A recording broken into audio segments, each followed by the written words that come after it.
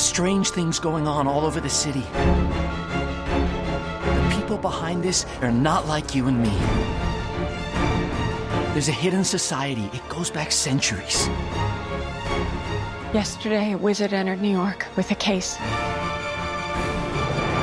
A case full of magical creatures. And unfortunately, some have escaped. Teeny, you brought Met home. That's Mr. Scamander. He's lost something I'm going to help him find. We're going to recapture my creatures before they get hurt. They're currently in alien terrain, surrounded by millions of the most vicious creatures on the planet. Humans.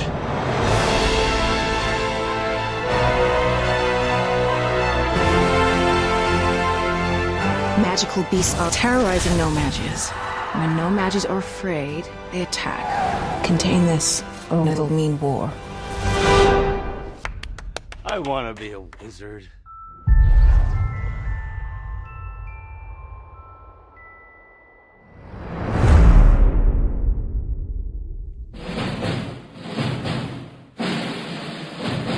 Movie Month. It is my 4th annual movie month. I'll watch 30 movies that I've never seen in 30 days. La la la la la la la la la la la la.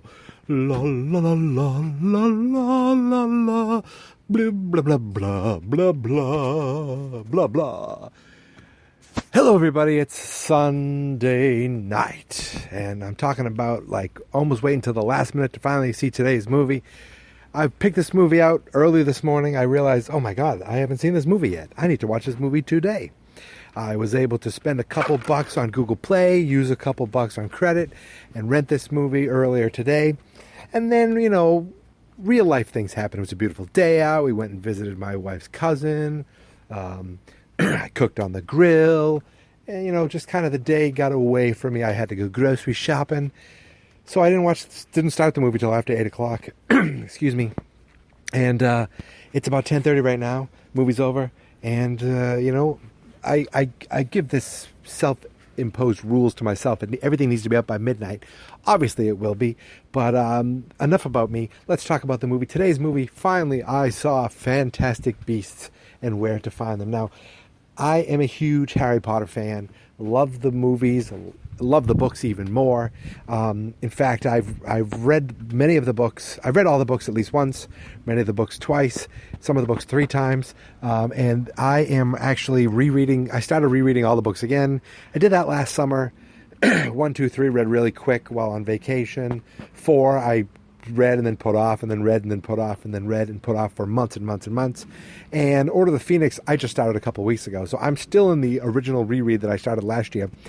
In fact, the day that, I didn't do the midnight sale, but the day that the, The Cursed Child came out, the new play, screenplay book, the new story for Harry Potter came out, I went and bought it that next day, and I still haven't read it. It's sitting on my shelf waiting for me to finish my reread again. It's probably going to take a long time for me to finally get to it.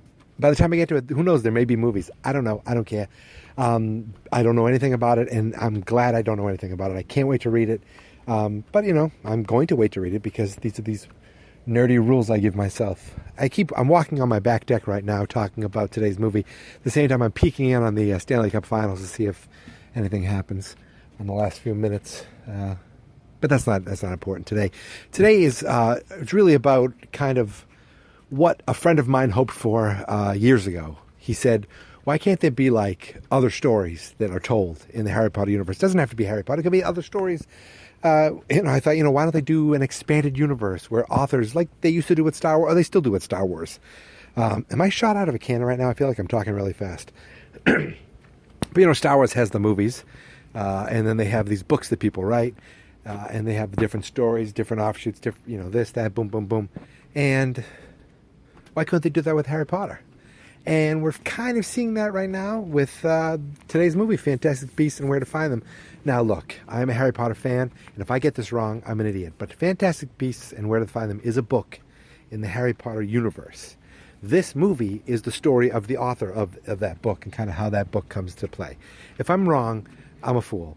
But what I like is that it was directed by David Yates, the movie. It's an original movie. There is a book, but it's literally the actual textbook that they're called Fantastic Beasts and Where to Find Them. This is kind of more about the author and coming to New York City. And it was really about the Wizarding World of America.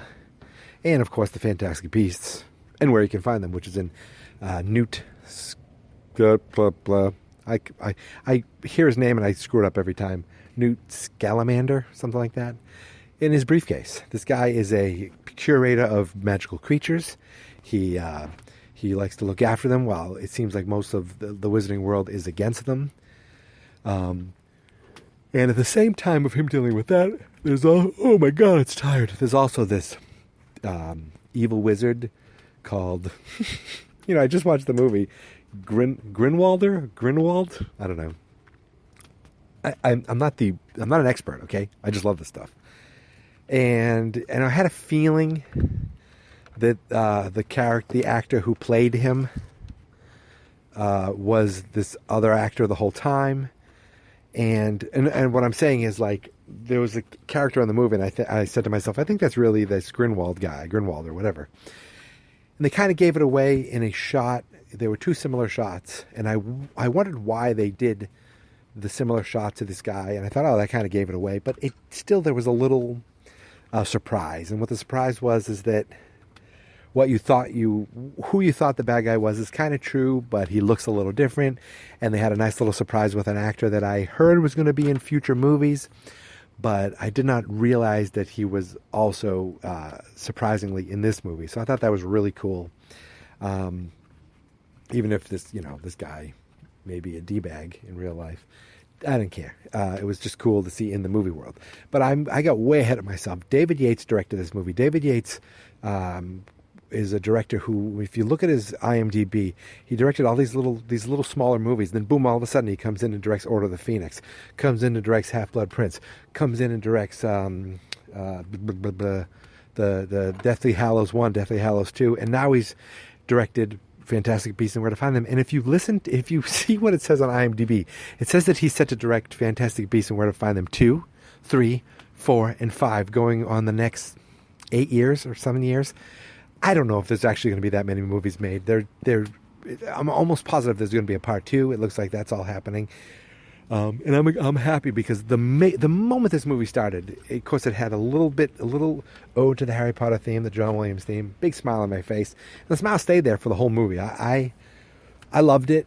I love the Wizarding World, so anything that they do inside it is great. Seeing the United States is great. Seeing this kind of this different time. Was it about the 1920s? Oh, in the United States. Oh my God, I'm so tired. Seeing how they had this kind of this group of people who know that the wizards are out there and are against them, and then a lot of people that don't believe in them, and blah blah blah blah. And I was also totally was not expecting Jon Voight in this movie. And the guy who played Jon Voight's son, I was looking at him going, why do I recognize this guy? And if you've ever seen a show, it's on Hulu called Moon Boy. He's the character on that. Love that show. Recommend it over and over. But what I loved about this movie is that J.K. Rowling... Oh my God, I thought there was like a bird flying over my head. J.K. Rowling wrote it. She didn't just come up with a story and someone else wrote it, did the screenplay or anything like that. Just written by J.K., which is cool for me. Because it's like that's where you feel like this is really officially part of the Harry Potter world, my favorite world. I mean, what else do I say?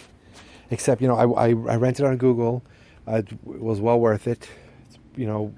If one day I want to buy all the Harry Potter movies, I'm also going to be buying all the Fantastic Beasts movies because it's just part of the universe. It felt like it was part of it. I just liked that it was in the olden days. I liked that it was the olden days, the 20s, because you kind of got a different sense of the magical times then, how the U.S. is a magical Congress. There's a president, where in the UK they have the ministry. I like that I was pausing at the beginning, even watching the newspapers and the opening credits, trying to pick up on things. And before they even got to it, I like that they don't call them Muggles in the United States. They call the non-magical people the non-magus, which seems less playful, which I would imagine is the United States way of saying, well, they're non-magical, so they're non-mag or no-mag. And someone in the UK was like, well, call them Muggles. That's what we're going to do. That's my United Kingdom British accent, Call them Muggles. I swear to God, I haven't been drinking. It's just I have kind of finished this movie late. I am tired. I got to wake up early, and I do feel a little bit shot out of a cannon walking on my back deck right now. So after this, I got to get the audio into the podcast, get the podcast up, put it into the Mixcloud, link to it on archive.org, because that's what I use to put my podcast up. Put my big head in a photo. Yeah, it's Sunday night, and it's been a long weekend, and I am totally okay with not talking about this movie anymore and just moving on. But I did it. Watched the movie. It was awesome. I am now officially 11 days in.